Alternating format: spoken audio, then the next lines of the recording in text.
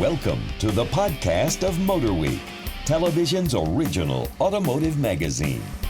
MotorWeek is made possible by Auto Value and Bumper to Bumper, TireRack.com, and Hagerty. Here's your MotorWeek podcast host, Jessica Ray. Welcome, everyone, to MotorWeek podcast number 350. I'm your host, Jessica Ray, sitting in this week for John Davis, who is enjoying a little R&R. And as you might have noticed, a welcome is also due for our newest advertiser, Hagerty, the classic car insurance experts. MotorWeek is delighted to have Hagerty with us. Today's podcast, as we all know, the cars are the stars here at MotorWeek, and today we have a small constellation of vehicles to talk about, starting with two new entries from Cadillac's all-electric IQ portfolio, the OPTIQ, yes, spelled with an IQ at the end, and the Escalade IQ. Then we'll shift over to the Honda Civic Si, a name known and loved by many enthusiasts, and one that recently benefited from a model line refresh. We'll wrap up with an all-new ride from their sister company Acura, the 2025 ADX, which makes their utility lineup bigger by actually going smaller. But before that, we'll focus our energy into a lightning round about lightning-fast EV charging tech and answer a double-header viewer question about using up all of that recouped charge. Helping me to accomplish all of this is our senior executive producer, Dave Scrivener. Hello. Our staff writer, Alex Kellum. Happy to be here. And assistant road test producer and Your Drive expert, Logan McCombs. What's going on? Our most recent foray behind a Cadillac was actually in the incredible gas-chugging CT5V Blackwing. And as much as we love that supercharged V8 beast, we can't ignore the brand's efforts in electric propulsion. They have a number of EVs inbound to the North American market, and we recently spent time with two of its new members, the OPTIQ, which serves as an entry point for the brand's all-electric line, and the Escalade IQ, which piggybacks on a familiar name. Dave, take it away. You drove them. I drove them both on a recent trip to San Francisco. The OPTIQ, to start off, is their new entry level into the Cadillac brand. Base model, but they figure base for a Cadillac should have all-wheel drive. They're not offering a two-wheel drive version as of yet. It will launch with a dual-motor all-wheel drive system. Horsepower is 300 horsepower and 354 pound-feet of torque with 302 miles of range, starting around $54,000. I drove it. I think it drives wonderfully. They wanted a nimble, agile feel for the vehicle, and certainly does that. They're trying to bring more youthful buyers into the Cadillac fold, and they say their youthful buyers are up 5 or 6% over last year, so they're leaning the right direction because, face it, their Cadillac buyers traditionally are dying off. Yeah. You know, their age skew is pretty high, so they want to bring in some new people, and EV is a way to do that because it appeals to younger generations. So I think it's a great first step for them in that regard, a small crossover vehicle. The styling is edgy like Cadillac's old tech and science kind of approach. I'm not a fan of the rear C-pillar look of it, but yeah, I'm a bit older. I'm more of a traditional Cadillac buyer in age. Yeah, there's a lot of like sharp edges in the back there too. Yeah, you know? I mean it's essentially the same platform as the Equinox EV the Chevy has, but ritzied up for Cadillac as it should be. And first application of Dolby Atmos, which will be available across the Cadillac line for 26 model year. And then we actually had dinner one night in the Dolby headquarters and went into the sound studio, and they showed us how Atmos is made and how it configures and separates the sound. And it's just mind-boggling how they can do that stuff. I am curious, audio. mentioning the Atmos system, because that's an option on the OPTIQ. You said starting price about $54,000. How much can you option an OPTIQ up to, price-wise? Do you know? I really don't know the answer to that question. But, I mean, Super Cruise is standard. Like I said, the standard dual-motor all-wheel drive. It comes pretty well equipped. All the safety features are standard. They didn't want to have to option in the driver assistance stuff. So Cadillac, they want to have an entry point being, this is all the stuff you get and you should have in a modern luxury vehicle. So I'm not sure. I'm sure there are options, but I don't know what the exact list is. Gotcha. Escalade IQ, I drove that as well. That's the other end of the spectrum for them. Large 7-passenger SUV. And it shares, obviously, the same platform, Ultium. Silverado EV and the Hummer EV are kind of its stable mates in the GM lineage. But it prioritizes range. It's got a 460-mile range, which is pretty impressive. The Hummer, prioritizes, I've got 1,000 horsepower. I was going to say, I think the Hummer can only get like a little, like under 350, something like that. So they're prioritizing utility. It's an SUV. We don't need to go bonkers off-road. It does have the four-wheel steering, and they have what they call a Rive mode, I think it is, where it can do the crab walk into a parking space by the curb, and it'll do also while you're changing lanes while driving. It'll do some four-wheel steer angle. Oh, that's Does it have its own name? Because like GMC, it's crab walk, and then Chevy, it's like sidewinder, I think, or something like that. I think it's a Rive mode, is what I recall correctly. Cadillac is calling it. Arrival mode, maybe. Okay. They took us up to the pier in San Francisco and had us do a little turning circle demonstration around some cones. And it says it has the turning circle a foot and a half longer than a Bolt, which is pretty tight. Yeah. And it's a big truck, but it turns on a dime, literally. Again, we drove that. Power's great, luxury, it's quiet, obviously. But 55-inch screen across the front, it's a place to be sitting. Yeah. It's nice. It really feels good inside. So I would take either one. Well, I mean, with I was going to say with like a 460-mile range in the IQ, it seems like it's built for trekking, like highway cruising, long trips. One of the journalists actually drove it away from the event to LA and tried to make it on one charge. I didn't finish the story to see if it did or not, but I'm sure it was. It's 440 miles where it was going, so he was like, I might have enough range, I might not. We'll see. Yeah, I mean, like I feel like we could drive that up to New York and back on a single charge without a problem. You'd hope. Not even needing to But stop. both are great efforts. Other models are coming out next year, so they're really expanding their EV profile and with some good products to start with. So, Nice.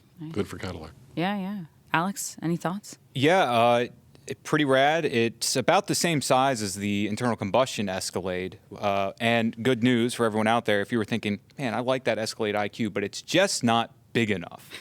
Well, there's soon going to be an IQL. The L, I have to assume, stands for large or longer. Longer. And it adds space in the C pillars to actually get more third row leg room. Yeah. That's where it kind of And prioritizes I haven't seen it in person, but I've seen the pictures, and it's a sizable uptick in legroom. Like someone would be back there and actually be comfortable. Yeah. Well, there's a big expectation too because it was such a big selling point for the most recent generation of gas-powered GM full-sizers was that third row can easily, comfortably fit adults in it. So, if you're going to spend the money on an Escalade IQ, that is essentially what should be the EV version of the gas one. The expectation is there that not only will you have tons of leg room, but also plenty of cargo space. It's a bit sleeker than the regular Escalade. For sure. A little more jaunty looking. Yeah. For aerodynamics, I would assume. A big part of that. Both of those cars, they had little winglets here and there, and they arrowed to get the range number out of it, to get the top range. Okay, there's a lot Big of fan of winglets. winglets. They told us, I don't know if I should say this or not, they said the IQL has the same 460-mile range, 26 model, as the IQ. And they're like, well, what does that mean? It's like, well, we haven't released next year's range numbers for the IQ yet. Ah, okay. So expect that to bump up. Yeah. The big one's going to be 460. Yeah, the other because one the IQL is going to be 2026. This is a 25 model. Yes. So yeah. what he was saying was, stay tuned for next year's range model on the numbers on the IQ. Yeah, add a couple more winglets and you get that range right up there. Did we say pricing for where the Escalade starts? Escalade IQ? I knew that number at one point in my life. It looks like we're starting at $127,000. Sounds right to me. Whew. Around 130 with destination. Yeah, that's not too far off from a gas-powered one. We had one a couple of years ago. It was a diesel Escalade. It was like 119 or 120 or something. So I think they start probably just under six figures, the gas-powered version. So, well, 100. it's not your father's Escalade or your rep star's Escalade. No, Right. it's What do you think, Logan? yeah. Bigger, Logan, better. thoughts? It sounds sounds big. Sounds like it's got a lot of space, a lot of tech, a lot of cool things. But did you feel like the screen at any point, like how big it is kind of a distraction? You can see it, but you can't see the passenger side of it from the driver's seat because they block it off. You can't watch his movie while you're driving. Okay. You can lean over and see it, but then you're sitting in his lap. So even though there's like 55 inches of screen, you 55 can't inches see of all screen, of that. you can't. It's pretty much set into 3 zones. The passenger zone separate. You can't look at it. But the first 2/3 of it is your gauges and your infotainment, and there's another screen on the center console as well, down low, which is like heating controls and things like that. So, plenty of screen space. You won't lack for that. Nice. Yeah. I mean, it certainly seems like 2 impressive vehicles. I think I like that the OPTIQ. I mean, $54,000 is not a small sum of money, but it does seem to it's be not outrageous for the market. Cadillac. When I think Cadillac, I think 54 is close to the mark. Because you've spent time in the Equinox EV version, which we gave Best of the Year as our Car of the Year for And what does 25. that cost? Like 42? That starts at, it really starts at like 34. So for $20,000 extra dollars, was there enough of a difference between that and this? For I think that you in could tell? prestige alone, just the Cadillac badge on it tells me it's a more prestigious vehicle, at least But just to feed your ego. Did you feel like there was a little more like? I mean, the materials Quality are better. inside, There's quality inside, The Okay. styling's pretty crisp, and it has its own display screen, which is pretty hot. Right. 30-inch wide, maybe. So I think there's enough tech there and standard features to make it better than a Chevy. Gotcha. Sweet. Awesome. Well, thanks, Dave. Really appreciate My pleasure. going through that, and everybody else, thanks for chipping in. We'll move on to our next topic, which kind of is a very, very different one, an opposite topic. You've probably heard one leave your neighborhood at 2 a.m. with its aftermarket exhaust screaming into the night. And if you're at all an enthusiast, you've definitely heard of the name. The Honda Civic Si is a staple of practical performance for the average individual, and perhaps above that is its role as a gateway for car folks. So for 2025, this sport-injected sedan leans into that description in a number of ways. Alex, the mic is yours. Thank you. Tell us about you. the Civic Si. Absolutely. And I'm going to paint a scene here. Wow. That's how we're going to start this. Very My visual My notes are very podcast. limited this time. I don't have a whole dictionary here. I have one little thing, but no. So you've graduated high school or college or trade school or whatever. You have your first real job. You want to get your first real car. But you want something reliable. You want something that works. What is one of the brands that everybody always tells you to buy? Honda. It's Honda. Honda. Everybody tells you Honda. And of that lineup, what do they tell you to buy? A Civic. Now let's take that same scenario, but you kind of like cars. Which one do you buy? Well, you want the Type R, but that takes a job that's maybe a little bit more real than the one you have. I'm still So in my first instead- job out of college, Yeah, see, look, so That is anything true. can happen. and I kind Maybe I Did should you get start one with of an the- SI? I did not. Well, you missed out. So I started with a 76 Fiat, but whatever. A little different. that one's pretty rad. That's pretty rad, actually. But no, this is about the sport injected, the SI. So you go with the SI, and why is that? It's turbocharged, has a 6-speed box, and yet it's still practical because it has 4 doors, 2 rows. It can sit 5 people. So this SI, this But can it 2025. really sit 5 people? If you wanted it to. Depends on the people. Young people, Depends for on the sure. You people. could stuff a bunch of kids in there. Yeah. Yeah, you could actually.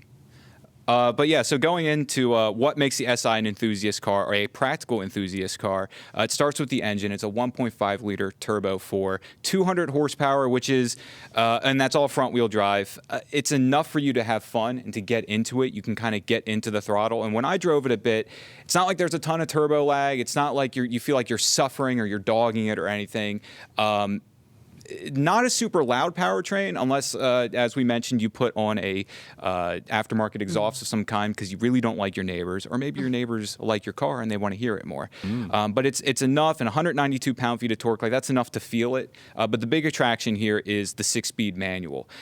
There's not a lot of manual cars out there, but there's a lot out there that when you drive, like there's different ways to describe it. The Honda box to me is the one that best encapsulates this like super notchy, like easy to throw, relatively short for a factory shifter.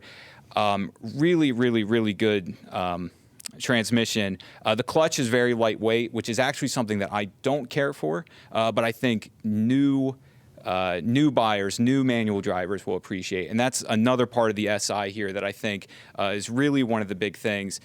And I'll talk about it a little bit at the end, but this is a car that's great. So you are, just getting out of high school or whatever, or college, and you're ready for your first like enthusiast car. This car is incredibly easy to pick up and learn if you've never driven a stick shift before. I'll talk about that in a little bit. Just to paint the picture, when you go to that dealership and maybe you're going to order one, Honda's made it really easy for you, because if you want to order one, you order a 2025 SI. Wait for it.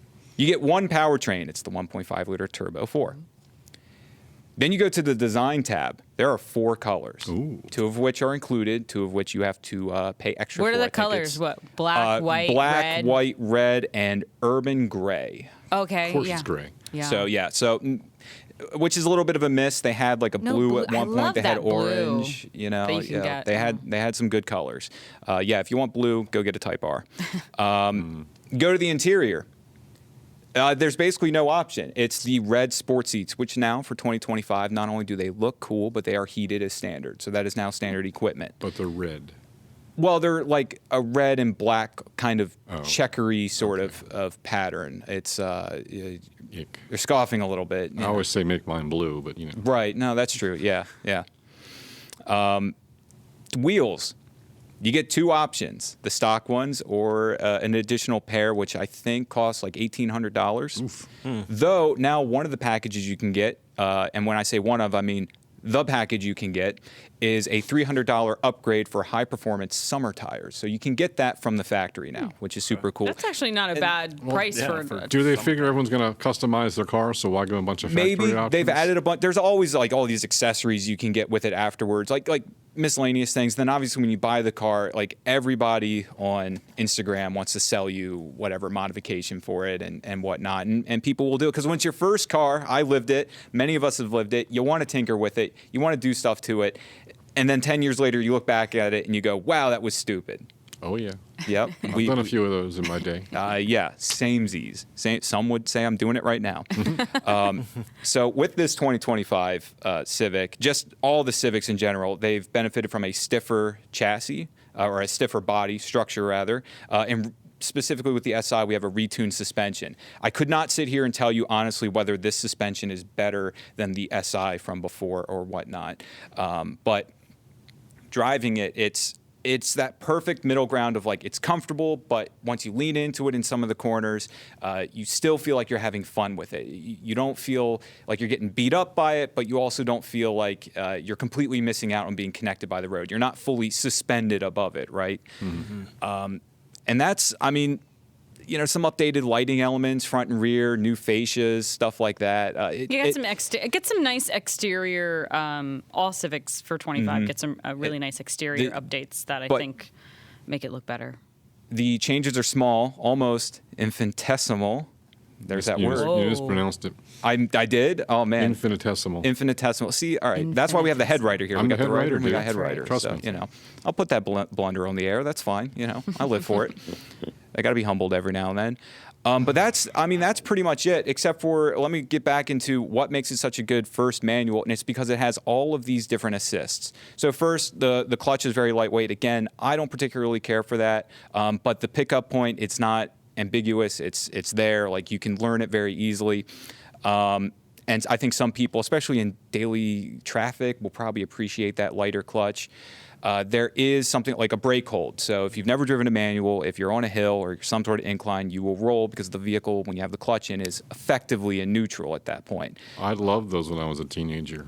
My 20s, I guess. The brake hold will make sure you do not roll back. Once you get it in the gear and you start going, it'll let go and you can keep going. It also has a rev match feature, which if you don't know, when you're downshifting, instead of you having to heel toe yourself or to blip the throttle, it will do it for you.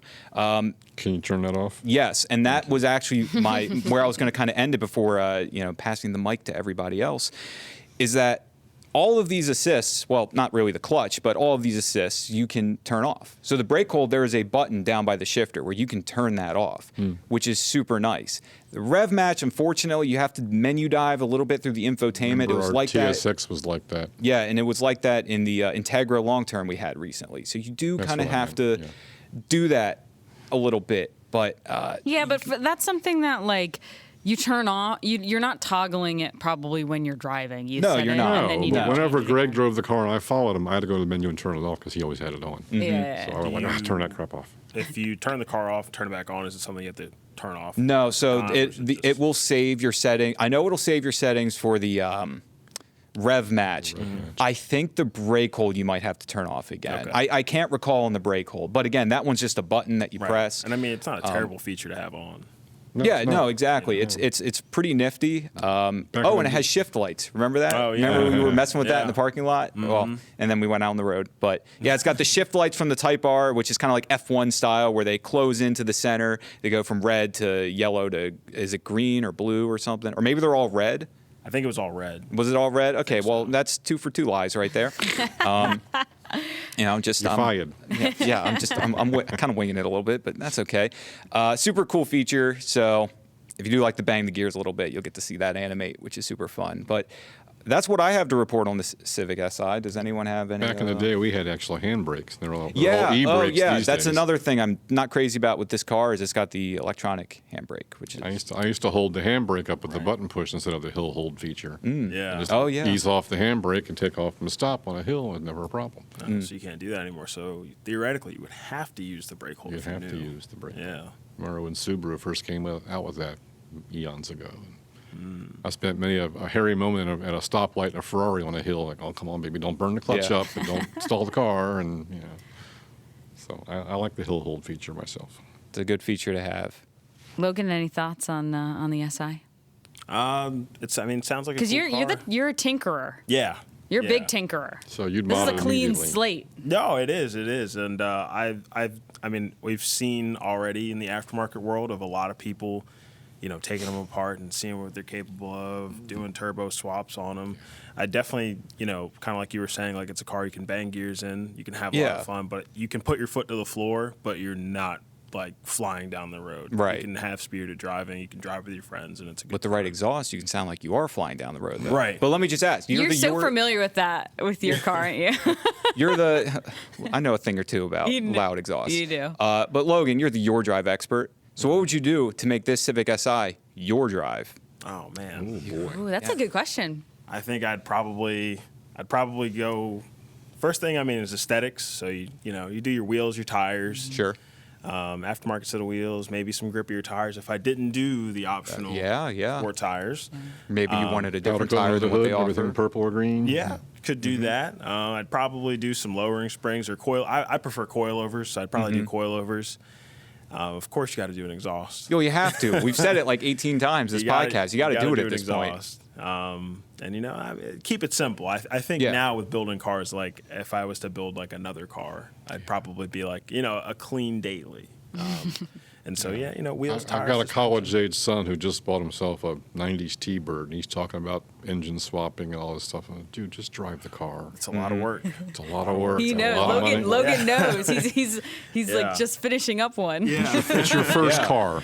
Drive it. Learn how to drive first, then modify something. Yeah. I told him it has to be stock for the first year Oh. after he puts it on the road. Yeah. No modifications for a year until you learn how to drive the car. That'll And give time know to the save car money. and say it needs This, an that, exhaust, or it whatever. needs a little more boost, or better steering, or whatever. I think that's a really good point. Learn the car before you modify. That's a great point to bring up, Scriv, because like I said, like this is a clean slate of a car, so it's a lot that you can get performance-wise and fun just right out of the box. If you're just driving it for a year, it's like, okay, I like the way it handles. I'm not going to change that, or I think the suspension's fine. But if you don't like it, you know what to change. But learn the car as it is first. Exactly. Oh, absolutely. My advice. Yeah. Absolutely.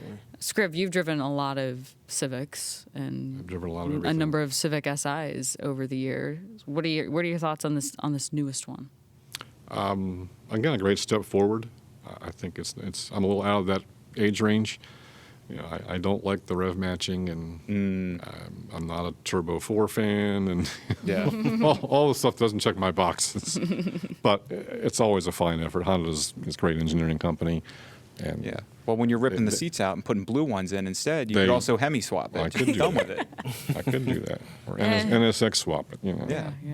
And I'll keep it in the brand. pricing, Alex?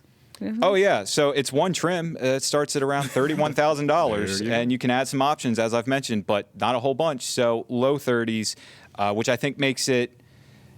Look, everyone wants Affordable. everything to be You a can little bit use the cheaper. word affordable but in this case. It is You a can. relatively affordable vehicle, and again, the big thing here is like that's money for like a GR86 or a BRZ, which is a dedicated sport coupe, and I think if you want to be a true like enthusiast, it doesn't really matter what you buy. You have to buy something that you enjoy. And if an SI slots into your life because you want, people to sit in the back, you want to take friends places, take your family places, it makes way more sense. If you're like me and you didn't have a lot of friends or whatever, I'm just kidding. I had tons of friends. I just didn't give them rides. But no, if you're like you driving yourself all the time, you buy a coupe and you enjoy that. But if you need the space, the SI great car for that. We should probably point out very specifically that you can no longer get a coupe in the SI. Correct. That is gone. It's been gone for, I think, since the 21 model year, if I'm not mistaken. So, yes, unfortunately, coupe. they are all four doors. No coupe, no hatchback. You are getting the four-door sedan. Yeah, So. yeah, for the SI specifically. I think it's like we were just talking about like the performance side of things and whatnot. I think it's like we're talking about how there's no options, no just one trim. I think they know who's buying. Yeah. It these hits cars, their market. and it hits the market. And just because if I'm going to buy a car that I'm like I want to be able to have fun on the weekends but still be able to get groceries on Tuesday, it fits the budget. Like it's not too many Right. options. And I think that's one thing that you're starting to see just in general is like not too many options. Or there's also guys who have outgrown that phase of their life and don't want to modify their car, still want something sporty Right. Right. and affordable. And you look at the Civic, just the regular Civic at $30,000, you are getting one, for example, with heated seats and things Right. like that. So it only makes sense for them in this one to say, okay, the heated seats, that's standard equipment. The infotainment system, that's all standard equipment. That's just going to come with it for that price. Right. Yeah, we've definitely seen other brands do it too, but sticking in Honda, that they've been very pointed in a lot of their packaging and production lines and trims, right? Like Civic, for example, just gas Civic, right? Is like the trim levels are the two lower ones get the gas engine, the two higher ones get more options and the hybrid powertrain. They're like much more split now than ever before. So they're very strategic in how they're marketing a number of their vehicles, but Civic specifically. SI, of course, being the more sportier version, and then the Type R taking it up even more of a notch. And I actually don't think, have we seen a 25 Type R yet? Have they done any changes to it? I don't think we've actually seen it yet. I have not seen one, and So I that's don't know still if they're making potentially any a TBD. changes. Yeah, Well, I mean, it'll get and- the updates that the rest of the lineup. will Well, probably the get. Type R to me is partially removed from the rest of the Civic lineup, which I know it's not because it has the Civic name and chassis and all that. But it's just, to me, it's like such a different vehicle, and like having driven now both the SI and the Type R, like the most recent ones, I mean, it is almost like a night and day difference. Right. Just that Type R is just. It's purpose built. Yeah, exactly. Like that's the one that, yes, you can fit people in it, but you are buying that because like purpose built. I'm buying it for me. Right. Yeah. Yeah. I Yeah. wouldn't, happens but you that- buying it for you. Right. Yeah. The seats are red in that one, and they're like red. It's not like red and black. Yep. Red. I'm a blue guy. Sorry. Yeah. Well, then you'd like the Subaru, the WRX we had. Maybe. Yeah. Maybe. Blue seats, blue Recaros. The engine's too rough. Well, I'm picky, dude. We'll find the perfect You've car. seen the one cars in day. my fleet. Yeah. I go for the oddballs and eclectic. orphans. We'll say that. We'll use that. I think that fits I had a that. Honda recently. I had a Honda Insight from, You did? from I remember 2000. that. That was a 2000. two-seater. It was. It was Gray seats, though, interesting. right? Gray seats. It was gray everywhere. Silver and gray. Yep. Nice little car. Yeah. Good cars. 50 miles to the gallon. Can't beat that. Or hard to beat Hard that. to beat behind that the wheel. Hard to for beat that. 25 years old. Yeah. Yeah. Well, thank you all. That was a really nice discussion on Betcha. the SI. Just a reminder that later in the episode, we're going to talk about our first drive time in Acura's newest entry-level Ute. That starts just around $35,000, so stay tuned. But first, did you know there's a MotorWeek app? It's the one place where you can watch and listen to all of the latest MotorWeek content. The best part, it's completely free. You don't even have to sign up. No logging in, no remembering a password. All of our content is just there, ready to be consumed. So download the MotorWeek app now on your phone or tablet's app store, and you'll never miss a mile of MotorWeek. It's a great app. Download it now. Do it. All right, moving on to our lightning round. Now, traditionally, our panelists have 30 seconds to give their take on a trending automotive topic. Today, our Belle is not here, so I can't ding it, unfortunately. That's okay. But getting right into it, the Chinese EV maker BYD has recently introduced a 1,000-volt EV platform that they say is capable of recouping up to 250 miles in just 5 minutes, pulling up to 1,000 kilowatts of energy. And this isn't just a concept vehicle. 2 new upcoming production models will feature this new fast-charging platform. What do you make of this engineering achievement? Where's the power coming from? That's a lot of grid designed capacity, man. DC fast charger. Yeah, but what's feeding the fast charger? You're going to put a hydro dam in the backyard to make power for that? Because cities are tapped out. It is a. I've talked to the city planners in Chicago, for instance. They're like, we're going to put 1 million chargers in, but the guy on the ground saying, where are you going to power it with?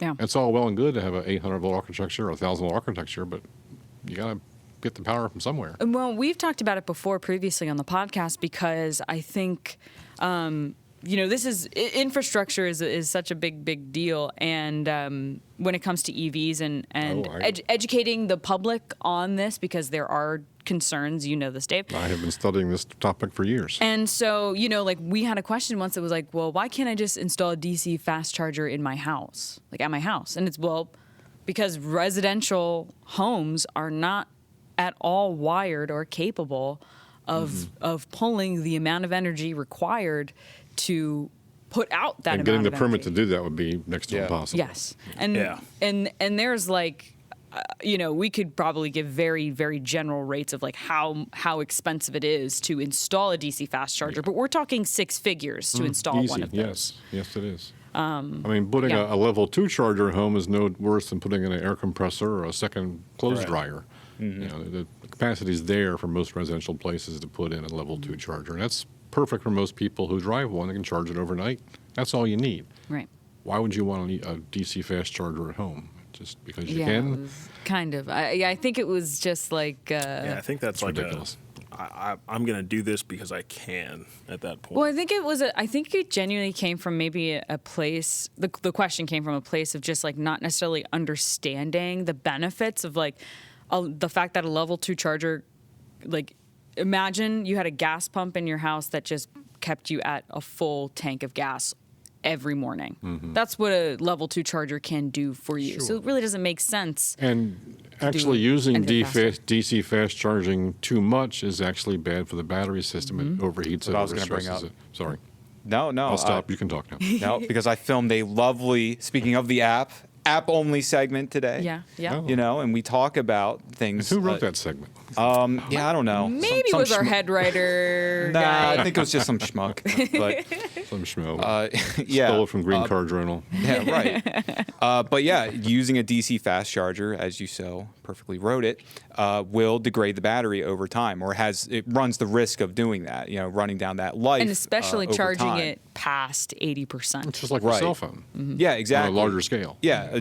So basically, put your cell phone in a toaster and blow it up. You know, it's the same idea, right? It's like you're just too much energy keep at it once. plugged in Totally different constantly. concept. You know, I was making the joke, and then I realized that makes no sense because you just melt the phone. I have I've We're got a just better keeping it plugged comparison. in constantly. No, it's like if you were to use an iPad charger on an iPhone, that's like basically fast charging it because an iPad needs more power to charge it normally. I will didn't confess, know I there was a sometimes difference. use my MacBook charger for my phone because I have 2 cords by the And bedside that can and do 2 it, phones. Scriv. So I charge 2 phones at a time, one with a MacBook cord because they're interchangeable, Yeah. and one with the USB-C. That if I probably shouldn't do that. But it, it might degrade your battery a I little should also bit. turn the phone off once in a while, let it rest. But it's on. Yeah. It's been on for the last 3 years. So it hasn't been turned off. Screaming for a break. Please help me.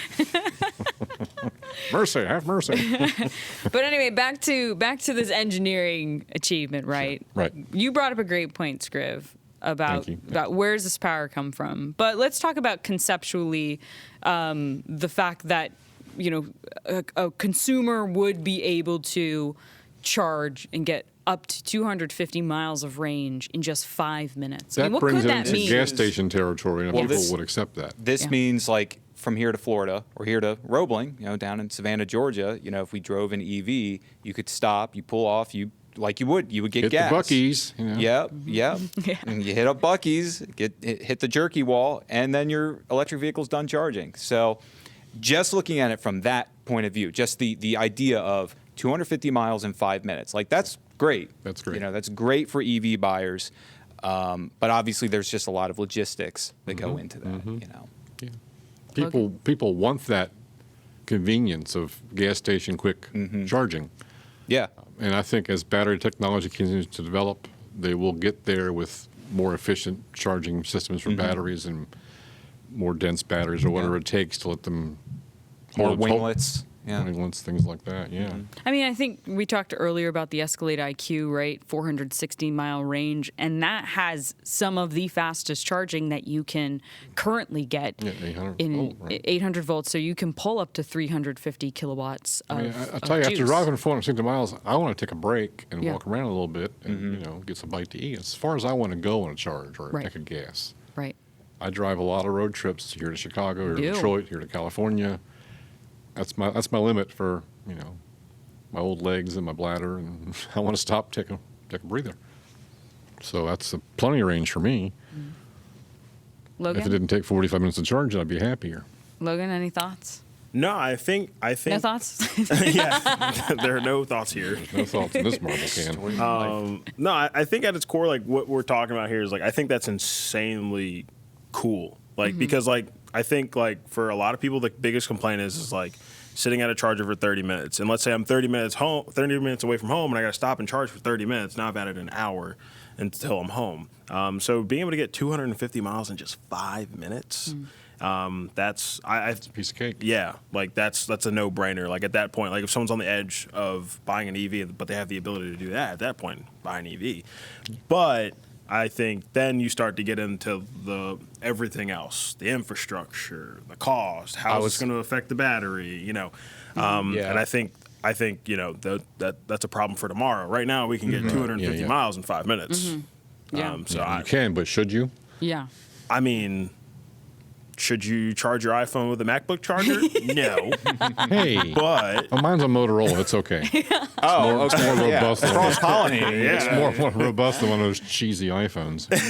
no, but I mean, like, yeah, like, should you do it? Not necessarily, but like you were saying, like, as battery technology continues to get better and they improve upon it, I'm sure there will be batteries that can handle that for an extended period of Like my time. Moto. Right. Yeah. Yeah. Just like it, Dave. Just like it. Someone get a fire extinguisher here, please. Yeah. This kind of when I saw that this had happened and that BYD had kind of like made this achievement, I think recouping 250 miles in 5 minutes is truly exceptional. I think it makes me think a lot about our infrastructure and maybe that gas stations can't, or electric charging stations are not a one-to-one replacement with gas stations. They can't be, because we have different types of charging, different speeds of charging, and it's like level 2 chargers should really be at places where people are going to stop and their cars are going to be parked for longer periods of time, right? Sure. You go to the mall or go see a movie, get a sweet treat. Selling point when they first came out, like, oh, go see a movie, have a lunch, whatever. Yes. Come back and your car is fully charged. We've seen automakers. Logan, I think you were telling me about it when you went to the Hyundai Ioniq 5 event recently, where they had talked about like kind of having like. And other automakers have done this too, where it's like it's a little bit of an experience where you pull in to charge it, and there is like a cafe, there's restrooms and stuff, and you can get a coffee, you can hang out, you can do some work, so you don't have to be in your car the whole time. That was sort of the appeal like to EV it. lounge. Yeah, in a way, right. So that was one solution to the charging thing is, well, let's just make an inviting environment for people to be here. And so what I was thinking too, with going along with that is if there's something that can pull this much power, this much energy, it should be probably put in places where people would be stopping because they are traveling long distances, right? Like I could imagine these chargers up, within maybe 250 miles of I-95 or that's a lot of locations. It's a lot of locations, sure, but could potentially be the future. It might be there in 10 years. It's a good idea. Yes. I think it's really like and I the would cost. I bet they standardize the charging speeds and things for all the cars Yeah. within 10 years too. So there's not like different architecture. Right. Levels. Like It is everybody very can accept confusing. 400 or whatever. I almost think that these would be really beneficial in cities where, like Baltimore, for example. If you have an EV, that's a good if you park point. on the street, you can't exactly plug it into your row home. Not with ease, at but least. Some people New do York it. I've City's seen it, adding a but- bunch of like street meter. type Sure, but if there was chargers. like a gas station, so to speak, where you could roll up, you charge in 5 minutes, and then you're gone, and you don't have to worry about where I park, on the street and all that. Yep. That's a good point. I think, not to dismiss what you were saying. I think that having them on like I-95 would be great, but I think cities where people could just get in, charge it, and get out. I mean, that could also be beneficial. It could brings be up the beneficial point- anywhere, to be honest. place you'd with want to you. spend a little bit of time. Yeah. Or even like for like places like the Ford Transit van we had, had E-Transit, yeah. Yeah, the E-Transit, how it had a smaller range, but instead of wasting the time of staying somewhere for 30, 40 minutes, you can go somewhere, charge up in 5 minutes. And Yeah. Absolutely. And time is money for a tradesman. Right. Absolutely, yeah. If I'm charging the car, I'm not fixing someone's Charging the plumbing. customer. Yeah. Hey, look at that. I remember driving across France back in like 1990 on the auto route, Oui. and and they would give you a ticket. But when you get to the next toll booth, they would time you. Like, oh, you got here too quick. You were traveling at 120 miles an hour. Oh, that's very interesting. So all the guys in the fast lane would fly down the road and pull off at the last rest stop and get a latte and sit and Get a waste croissant. 5 minutes to waste the time off their time clock. Yeah. And down the road to go with them. It's just funny smart. to see how they That's very funny. just wanted to speed, basically. Yeah. And they would Well, who doesn't? didn't mind wasting the time as long as they had the fun speeding in the meantime. Yeah. They'd give you a ticket right at the toll booth, like, here. Wow. Here's your ticket. Pay up now. So you had to pay the toll and your ticket. Yeah. We were driving 911 turbos across France, and we weren't lollygagging. Right. We learned the trick pretty quick, though. Yeah, I bet. Can you I like expense that, coffee. or like how does that work? Expense the coffee? Yeah. The latte's cheaper than the ticket, I bet. Yeah. Wow. Fun Okay. stuff. All right. Well, cool. Thanks, guys. That was. Hopefully, we'll keep everybody posted on what comes of that. But for now, we are going to still be looking at that 20 to 80% charge in 20-ish minutes. That's Seems 20 to to be the current 25. go-to rate. Yeah. Good job adhering to the 30-second rule, everybody. Yeah, Appreciate that was it. definitely 30 seconds. Ding, ding, ding. All right, let's move on to our viewer question, an email from David. He says, I'm researching EVs. I have 2 questions. Does speed affect range like it does for MPG? And would leasing be a good idea because the range and charging because the range and charging times might be better in 3 years. Thank you for your insight. I had an insight once. I'll tell you that. Yeah. Oh, yeah. Who wants to start with this one? Yes, speed recouping. affects range. I was going to say. Yes. Lead foot's a lead foot. Mm-hmm. Whether it's a ion foot or a gas foot, yeah. I was going to say, I think it doesn't matter whether it's an EV or an ICE. It's anything over 55 miles per hour dramatically decreases fuel efficiency. Yes, unlike the Ford Lightning, you put it in tow mode and put a trailer behind it, and the range drops like a rock. Mm-hmm. You push the green button on the EV6 GT, and the range drops like a rock. Yes, you're using more energy. Mm-hmm. There you push the throttle, you're using more juice, and it's going to drain faster. So yes, the answer, David, is yes. How you drive affects your miles per gallon, or ion, as it would be. Kilowatts per Kilowatt hour. per hour. Yeah. Whatever. Yeah. scientific. Yeah. Yeah, and on top of that, when you're going slower, maybe that's because you're in the city or you're in traffic, and Where EVs EVs with are great. regen brakes, you will just naturally recoup some of that energy. So by default, you will, get some of that back.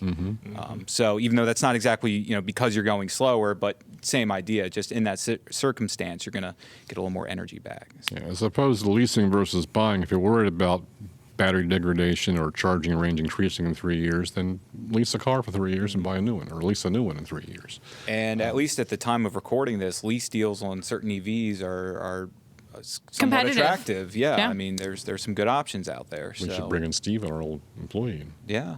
That's right. Now a Ford salesman. Now Ford guy. I'll, hey, I can hit him up. I'll ask him. I stay in touch.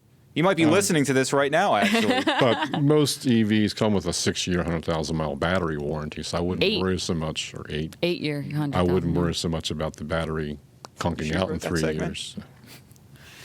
It was I in it. did. Actually, I cut that part out, though. Actually, in California, it's 10 years, 150,000 miles, which is crazy. Something like that's pretty crazy. Yeah. Yeah. So I think find the best deal for you, David, and go with it. But, I think we can say, too, like, technology is just going to keep advancing. So course. it's like waiting. You might always be waiting, right? Like my kids have to have the latest iPhone because it has a 2-pixel better camera or something. The future is now. No. The AI can combine emojis now. Oh. Yeah. So, You want I to? am Let's psyched say for you want to that. send a dog, like a dog emoji, but it's Christmas time. I can't Put do a Santa hat on it. Oh, wow. Crazy. I learn something new every day. Yep. Can your Moto do that? I don't think so. I Probably bet it because you could. charge it with the back I've charger. got Dolby Atmos on my Moto. Oh wow, really? Yes, I do. Do you, is that I've got Dolby Atmos on my Moto. It's right here. Show it to you. okay? The screen's cracked. I can't see it, but I can Is show it I can new? hear it. It's pretty new. Less than a year old. Maybe a year old. Okay. I almost thought it, when you said Moto, I almost thought it was that flip one. Oh, the Razor. I don't have a Ah, flippy. yes, it's a Motorola. Motorola Razor. Man, you. Were I feel like cool if you everybody had a Razor. Dolby Atmos Smart Studio. Okay, Look at he's that. showing us the My proof phone. that he's got the wow. Dolby Atmos. Source. If He we did did not video make it podcast, up. I'd show all of you this. Yeah, that's true. That's true. Stay tuned, folks. He's got 3 Okay. witnesses here. He does. He does have He it. does. All right. Does your Enough about iPhone have roasting that? fo- My Apple Music Junk. has it. Junk. Apple Music has Dolby Overpriced Atmos. junk. Look, man. Look, I'm new to the iPhone gang. I'm like 3 He months is. deep. He is. I'm 3 months in. I am apolitical on phones. Whatever. You buy what's got the good I deal buy for the you? best Moto I can find. You're like Motorola guy? Yes, I am. Okay. I'm used to the interface. Old dog, new tricks. I want to learn something new. Okay. I'm too old for that crap. Appreciate that. Some brand loyalty here. I We like don't see the that Moto anymore. setup, but I'm used to the interfaces, and I keep what I got. Okay. If it ain't broke, don't fix it. Agreed. Wow. I carry 2 of them. You do. You do. I never know which one I'm texting, I think. I get them both. So go for it. That number, folks, is 555. Yeah. Okay, all right. Now, before we move on, I want to thank the sponsors of this podcast and of the show, MotorWeek, Auto Value and Bumper to Bumper, TireRack.com, and Haggerty. We know our viewers and listeners appreciate your dedication to MotorWeek. Now we've come to our last topic of the podcast. We're talking about the Acura ADX. Now, Acura doesn't have the most expansive selection of vehicles, but they've carved a niche as Honda's premium offshoot with plenty of style and splendor. As for driving, while the Integra Sport Compact and TLX Sports Sedan have impressed us, so has their SUV portfolio, including the ever-popular three-row MDX. Rounding out the bottom end of their lineup is a new compact sport utility, the 2025 ADX, which brings this premium brand sport utility selection down both in size and price. Logan, you recently spent some time with the all-new ADX. Tell us about it. I did, in fact, drive it. It was a lot of fun. It was a very comfortable car when I got into it. And, you know, when you hear premium or you hear luxury, you start to immediately think of like a super high price. But for this vehicle, starting at a price range of $35,000, and for what you get is actually a really good deal. One of the first things that you notice is it's packed with tech. You've got Alexa built in, you've got Google built in, but you also still have your standard CarPlay and Android Auto, and that is wireless as well. It can be wired, but it is wireless. Nice. People are looking for that, like, right, especially in this price point. Yeah. And so, like, you know, that frees up a charging port for you or someone else in the car. You've got the 10-inch digital display that sits in front of you, and it's super nice because it's really clear, but it also displays all your information really well, so you don't have to really, like, look for, like, anything that you're looking for, whether that may be your speed, tire pressure, temperatures, or anything like that. It's right there in front of you. And then to the right, you've got yourself a 9-inch touchscreen display that's right there for you. And again, like, you know, you start to think of these things, they're more standard now, but like some people may think like, oh, that's more of a premium feature and things like that, but they're included. And yeah, you know, like they don't have like two sizes of screen that you're choosing from. It's just standard. It's all standard. Yeah, which is nice. And so that makes it definitely easier on a consumer to like choose on like maybe you want to go to a higher model or a higher trim or anything like that. Get an A spec instead. Right.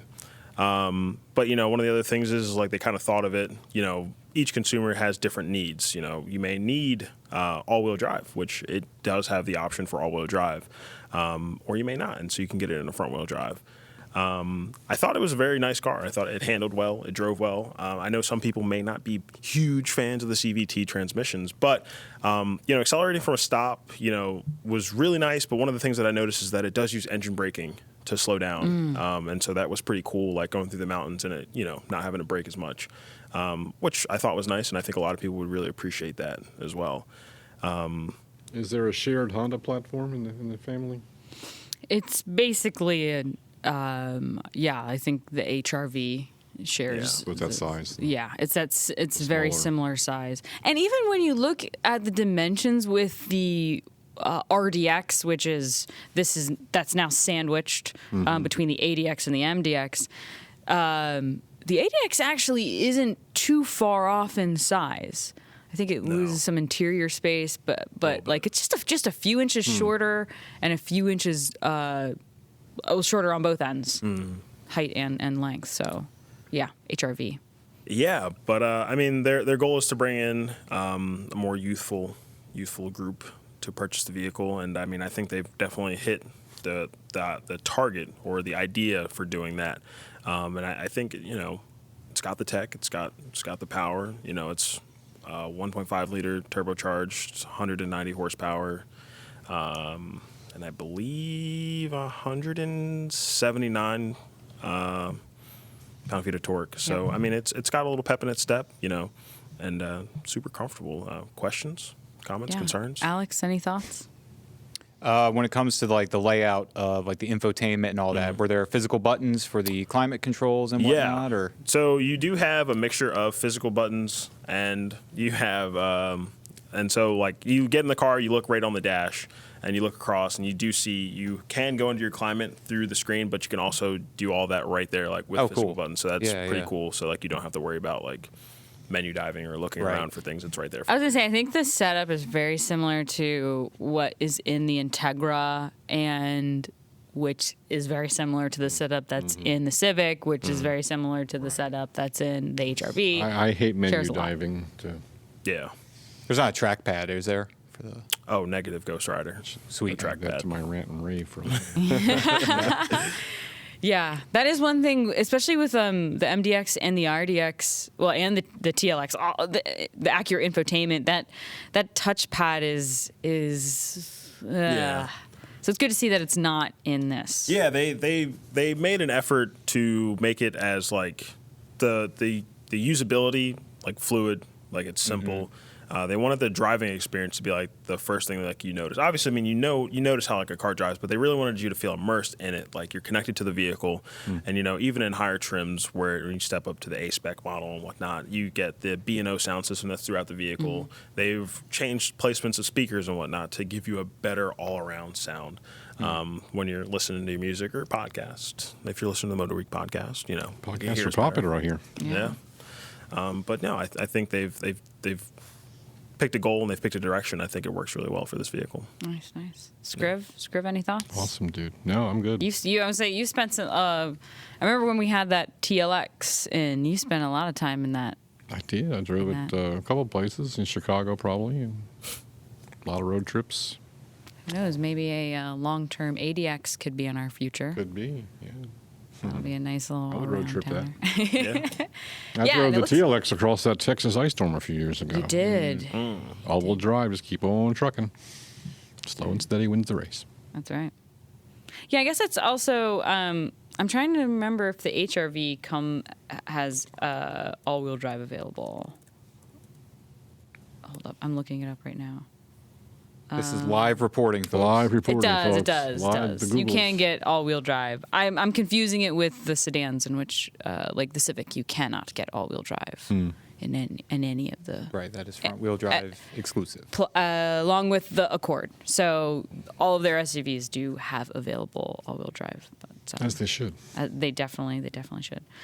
All right. Well, thank you, Logan. Appreciate that report, and we'll definitely have a more comprehensive reporting and refined reporting on the ADX when we get it back here at MotorWeek HQ for 2 weeks of. For us all to drive. Yes, for us all to drive and give our thoughts. So stay tuned for that. All right, so we've moved on to our last. I hear you snickering, Dave. You've got something here.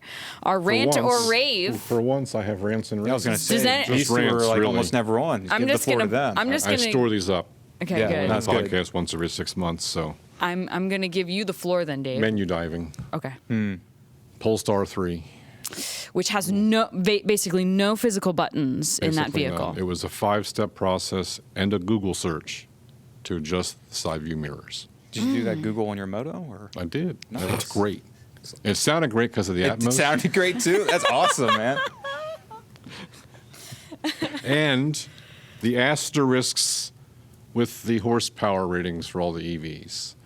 Yeah. It's up to 750 horsepower in the Escalade IQ with VMAX mode. Yeah. And of course, if you use launch control, you get up to this much horsepower. But everyday driving, You're not the gonna touch IQ that. is 680 horsepower, which is a lot. Yeah. But it's not 750. So you say, sometimes I have to dive for that. what do you info. mean is it 750? It's like all the Yeah. time I've got 750 I'm rocking with? Or no. Just on VMAX mode. Mm-hmm. And probably for a limited time. So Yeah. I want to report this is their base horsepower every day working with. So say it is a bit And misleading. It's cumbersome to write, too. Yes. When you got to. Right, yeah. What I mean is this, and actually what had happened was I didn't push the button, so I didn't get the full horsepower. So Yeah. that's why you Oops. beat me in that drag race, because I didn't push the VMAX button to get my 750. Convenient excuse. I have a Not rant true. tethered to that, but Logan, Oh, do you have the anything? floor is yours. No, man. Look, I'll let I've you had go 3 first. saved up. Arm and wrestle for it. Okay, I'm well, just- well, 2 out of 3 falls. Don't No, do I'm- 3. Okay, I know. save them up. I know. Okay, Save just it. cautioning you. I know. cautioning Yeah. you. You'll be Trust back me. before I will. 2 of them Floor are is yours. timeless. Listen, I'm gonna. Yeah, I'm keeping within the rules. Sorry. Yeah. So keep going. Fine. Oh, yeah, just like the bell. Yeah. Yeah, so with regards to the Polestar, you want to open the glove box, you got to press a button on the infotainment. Now, here's the thing. While I think that's kind of dumb, and I prefer to just have a latch, I agree. here's my thing. If you're going to put a button in the infotainment to open it, make it so it closes it too.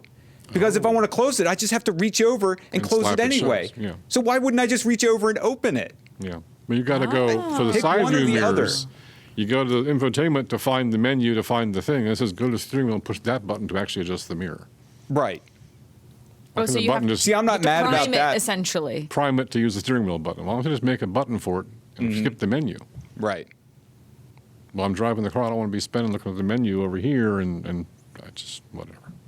Though I will say, props to them. Rave, real quick. I think the owner's manual being in the infotainment screen is actually fine. I don't really have an issue with that. Sure. Oh, I think that's cool. I think You don't having a reference it that physical often. backup one would be nice, but having it in the infotainment screen because that's something you don't need all the time. Like that one, that's fine. But the glove box, dumb. Dumb. I mean, mirrors you don't adjust all the time anyway. And Sure. There's probably a preset button somewhere, maybe. Yeah. For the two drivers in yeah, your household. saving Well, you can settings. have different vehicle profiles in there or user profiles. Yeah. So, and I don't quote me on this, as I say on the airwaves. Never quote you. But but I would assume that if you have different users, you load up a user profile, it'll adjust things to fit Sure, that yeah. user. Yeah, I like mean, your as seat. we as seat. car testers drive 200 cars a year, so Yeah. we never have a save setting for us. Right. So if I owned the car, I'm sure I would set the mirrors once and forget it. Mm-hmm. But it's a rant because I Well, drive yes all these and cars. no, because, and I don't want to get too off a tangent, but there's nothing I love more Why stop now? than when there is a big truck behind me and with headlights that are absolutely blinding, and the first thing that pops in my mind is to adjust my mirrors to point that light beam right back in their face. And that's not Diabolical. that easy with the She's Polestar that- 3. She's that gal. Because everything blinds me because I'm so short. So it always is right in my eye. Because it has the video mirror. What, the Polestar 3? Is it a video mirror or a regular mirror? I think it has a regular I turned regular I haven't mirror, gotten to that part of the testing, so. but no. I think it has a regular mirror. Regular. Yeah. But Anyway, Logan a Regular Rancher mirror. rave? give us your rant, pal. Give us a Okay, rave. I'm going to double down here. This is something I've spoken about previously on the podcast. okay. Rain sensing wipers. Oh, okay. And now this has nothing to do. It's not directed at Polestar here, but it's just because I recently drove it. Just tapping the notice. Dunking on them. The rain sensing wipers, look, just let it go. It's an idea we need to let go of. But now my thing is we have overcomplicated the wiper system because now I only have two options in the Polestar, low or high. Yeah. I don't want that. I want to have 5 options with a knob that twists and it clicks for each option, and that's it. Because the thing is again, with these one rain that sensing works? wipers, low is either like nothing Slow, or Too infrequent like, or too fast. right. And then you go to high, and then it's just like the most distracting thing ever. I just think, It's like, right. And that's especially important because when it's raining, you look around, how fast is everyone else's wipers going? If I set mine too fast, then I'm just being dramatic. Right. Right. You can't look like that. Yeah, exactly. So I just think, I'm gonna die on this hill. it's okay. You can die on it. Wow. No, you can now. Wow. I think it's a fine. I think it goes in line with a lot of what we're talking about here. Yeah. A lack Like, of I buttons. hate the auto high beams on cars. Auto I high can't wait to find the beams? button, turn them off. Yeah. Well, a lot of it's just like some fancy I don't use things high beams. for no reason. Yeah, you don't use high beams. I want to ever? control. I want to control when I use the high beams. Oh, I don't agree want the with car that. to do it for me. I agree with that because sometimes I would say 95% of the time it works, but I always feel guilty that like 5% where I'm like, turn them off, car, turn them off. There's somebody right there that you didn't see. Yeah. I agree. Yeah, I drive home through the stick, so I'm seeing do. deer all the time. That's so true. I do use them for that, but I want to decide when to use it. Right. I'm driving the car, not the car. It's not driving me. I just would like for instead of auto high beams, I would like for just the car to just if it's dusk and you're on a public road, I just would like for the lights to turn on automatically. Even if Well, they do the have stock auto is turned. on. See, but sometimes I come across some people who have it all the way off. Okay. Well, And I'm like, what are you doing? What are you doing? And was your car not? The car should be reminding you, hey, friend, it's dark. Lights are off. Let's maybe let's put our lights on. go. Can't see. Silly goose. I actually just thought of something. Oh, Don't okay. want to take up too Okay. much time here, but Okay. I only got one, but okay. so no, keep going. no, I just Alex thought of today, it, but pal. like you You know in the Polestar, like if you click. We like Great the Polestar. car. It's a great Love it. car. No, It really I do is. like it. It's just an example. It's what just Tesla because, should like, have been. But you know how like if you in some cars, if you push the turn signal stalk, it doesn't like go all the way down, like lock into a position. Correct. It's just a simple touch. Mm-hmm. Why? No, I agree can with you on this. that one too. Why? I can agree with you. And you know, cars are so smart. They can park, they can drive, change lanes. Why can't it just, if I do that, why can't it just, after the car sees I change lanes, turn off the signal? Self-canceling. Right. Or like, and on that in that same vein, you like put the you go to turn it off, Right. and then you make it turn left. Yeah. Or the left The goes other on. way. Yeah. And you're like, no. And you're that guy. That's Now not you what I look wanted. like Driving you're along another 5 in Florida in your Lincoln Continental. Blinker on. Well, fortunately, we live in the DMV. We have the Baltimore Beltway. You don't have to use your turn signals. So They're optional. Doesn't Yeah. matter. Yeah, completely. Or if you drive a That's a BMW. joke, people. Please use your turn signals. Please use your turn signals, I especially you Beamer think- drivers. I think that's a great place Yep. to end it. All right. Thank It's a place. you. Yeah. It's a place. Let's end it. Thanks all. And so it looks like we've come to the end of our podcast. This is the end. I want to thank Senior Executive Producer Dave Scribner, You are welcome.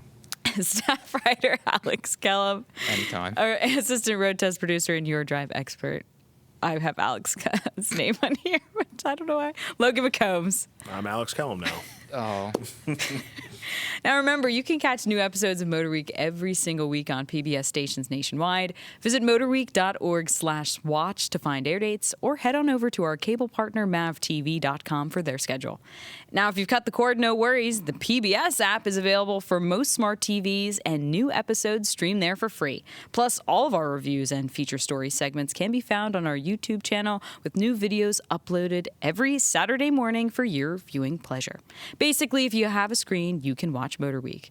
Production credits for this podcast are me, I'm the podcast producer, audio engineer Jillian Cookman, podcast creator Bob Mixter. On behalf of myself and John Davis, until next time, and thanks for being a part of MotorWeek. You've been listening to the podcast of MotorWeek, television's original automotive magazine. MotorWeek is made possible by Auto Value and Bumper to Bumper, TireRack.com, and Haggerty. Visit our website at motorweek.org for more car reviews and the latest automotive news. And watch MotorWeek, television's longest-running automotive magazine series, each week on your local PBS station or the MotorWeek app.